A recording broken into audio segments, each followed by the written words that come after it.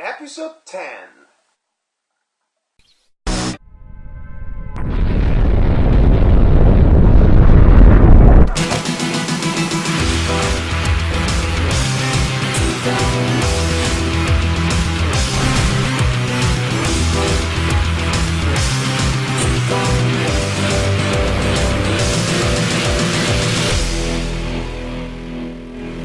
I don't usually review live-action films on this show, but when I do, it's Devil Girl from Mars!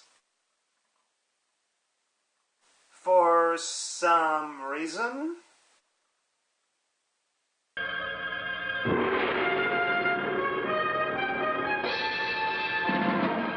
Looking at a low-budget production made in the early 1950s through today's cynical, prone-to-riff lenses forged in the wake of a prevalent postmodern take on classic narratives, it's fairly easy to mistake this film as just another over-the-top silly sci-fi schlock of its times. And let's face it, that's pretty much how its poster sells it to be. So imaging my utter shock and surprise when I discovered this was actually an independent British production based off a popular stage play of the period. And also it doesn't have more than one flying saucer in it. You lied to me, Devil Girl from Mars! This was directed by David MacDonald and co-written by the same guy responsible for the original play. It was shot in the span of 3 weeks, with no retakes, save for some damaged footage that needed to be filmed anew. Now, the film has been usually described as delightfully bad, a prime example of exceptionally bad acting resulting to be accidentally hilarious, which more or less summarizes the whole appeal of the classic 1950s sci-fi schlockfest. I would have to disagree with that. Let me explain why. As per typical film adaptations of theatrical representations, the story takes place in one single place, a Scottish inn in the middle of nowhere to be specific, in which a small cast of characters is forced through various contrivances to inhabit, for the duration of its running time. Who are these characters, you may ask? Well, there's a reporter with a world-shattering story. A girl trying to escape from her past. The scientist trapped in spite of his knowledge. And here also is the barmaid, hiding a murderer's secret. A murderer with a life already forfeit. Yes, thank you for that. And you thought today's trailers were bad. So, token scientist guy and manly reporter main lead guy are tracking down a possible UFO. Naturally, science guy's very scientific mind is skeptical about this very unscientific possibility. I wonder if he's going to be proven wrong. You know, this whole thing is a waste of time. The science guy. They come at this scene already filled with contractual love interest female leads, the guilt-tripping prison escapee that will ultimately redeem himself for his crime at the end, spoiler, spoiler, spoiler, and a random kid you'll learn to hate. Gee, you're just like the Black Spider. James was always having trouble with her. You speak in riddles. Now, let's talk about the acting, because that's where the film's main gripe resides. It is pretty bad indeed, but ironically not as bad to be considered funny. The style comes off as a pretty rushed transliteration from the emphatic method of the original play, but it doesn't quite achieve that level of delightful over-the-top incompetence that would render it memorable, which makes its reputation of so bad it's great sort of undeserved. So the acting is dull and mediocre at best. Until Naya is introduced.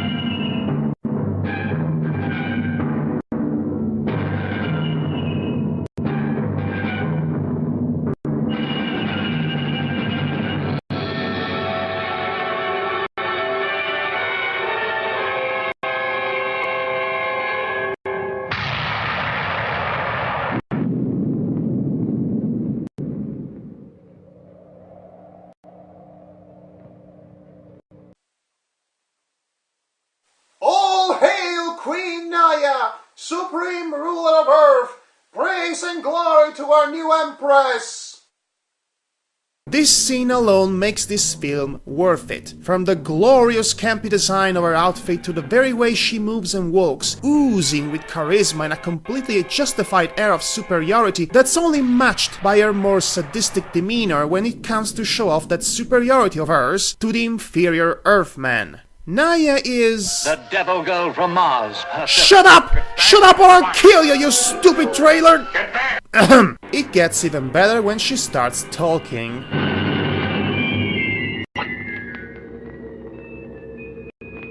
Who are you? My name is Naya. Where do you come from? Mars. From Mars, eh? Huh. I wonder if she's friends with the lesbian Spider Queen. Oi, Naya! Wanna go on down some lives with me? No, I'm kidnapping Earthman to repopulate the planet today. Alright then, more fun for me! Yeah! Jokes aside, that is seriously her plan. Many of your Earth years ago, our women were similar to yours today. Our emancipation took several hundred years and ended in a bitter, devastating war between the sexes. After the War of the Sexes, women became the rulers of Mars, but now the male has fallen into a decline. The birth rate is dropping tremendously, for despite our advanced science, we have still found no way of creating life. So you come here for new blood? In a way.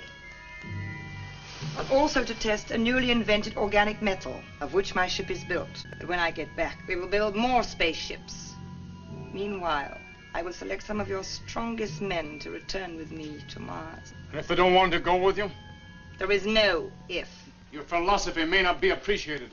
Okay, before you start rolling your eyes at the speed of sound, there are two ways to interpret this. One, this is an allegory about man's atavist fear of the other sex. More specifically, the character of Naya serves as a demonization of women's empowerment, which would lead to the figurative and possibly literal castration of man's sense of self-worth. His genitalia. I'm talking about his genitalia, is that clear? This interpretation would also fit with the idea of technological progress seen as dangerous and mortal to our livelihood, symbolized by Naya's superior alien technology that she loves to show off in order to impress the Earthlings, which creates a parallel with the previously mentioned fear of the imminent birth of modern feminism. That's one way to look at it. Another one would be number 2. This is a satire. The Martian man who lost the battle of sexes, thus becoming impotent as a result, might just be a subtle mockery of man's irrational fear that independent women will automatically undermine their masculinity. And honestly, that seems to be the leitmotif of this film. Naya is so completely and utterly superior to the Earthman that every single attempt at stopping her, from guns to electricity to treachery, is doomed to failure. She's impervious to everything, and she's also smarter than everyone else. She humbles the scientific mind of the scientist character by showing off her intellectual and technological prowess, and she takes bullets like nothing, thus negating the male lead's masculinity. Also, she's got a robot.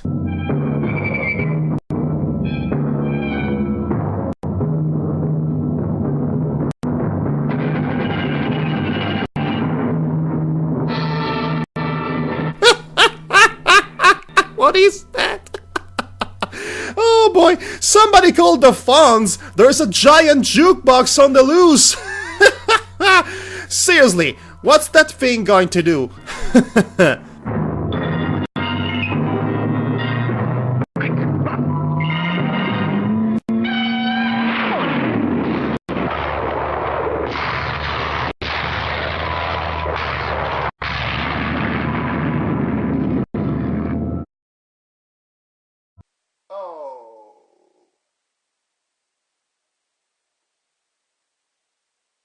Praise and glory to Queen Naya and her mighty jukebox!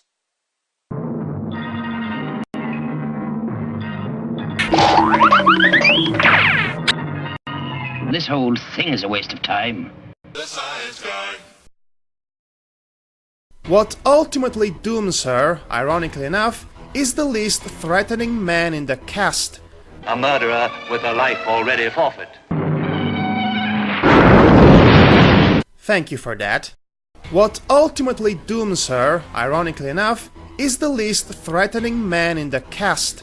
The prison escapee whose own guilt trip has reduced him to a wrecked, ineffectual male, a state which is punctuated by him losing a fight against the manliest man of the group. And speaking of which, have a random fight scene, folks!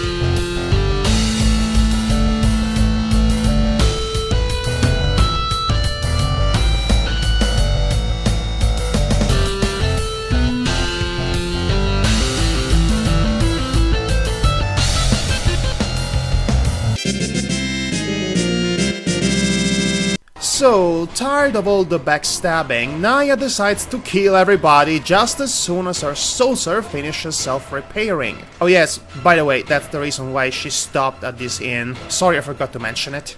In a desperate last attempt at tricking her, they manage to convince her to take a guide with her so that he might be able to blow the ship from the inside. Somehow.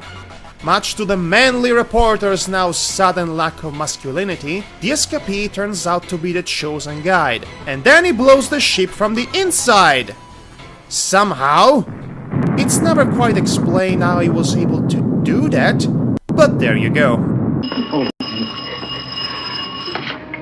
Hello, yes? They want to know if there's been something the matter with the line. No, we'll all have a drink. In the house. Oh, a man just died to save our lives. So this was Devil Girl from Mars.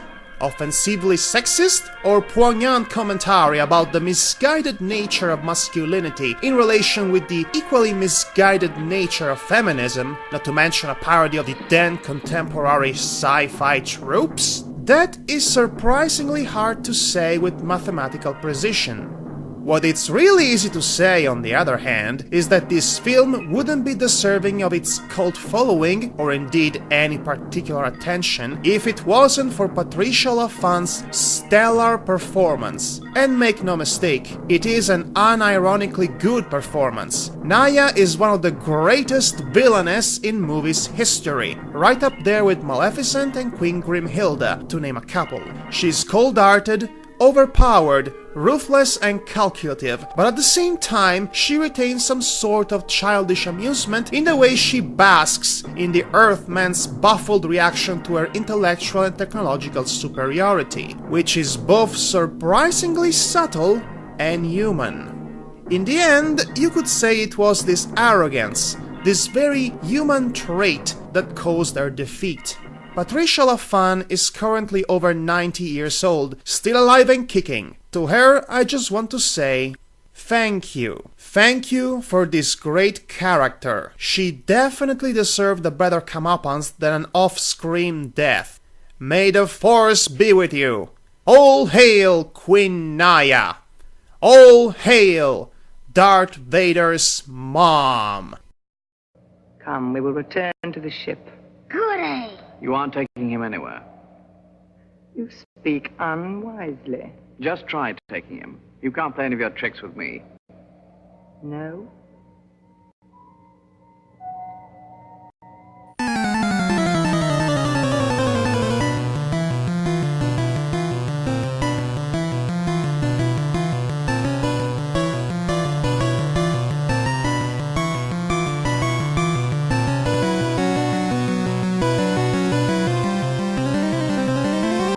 I will show you wonders you have never seen before.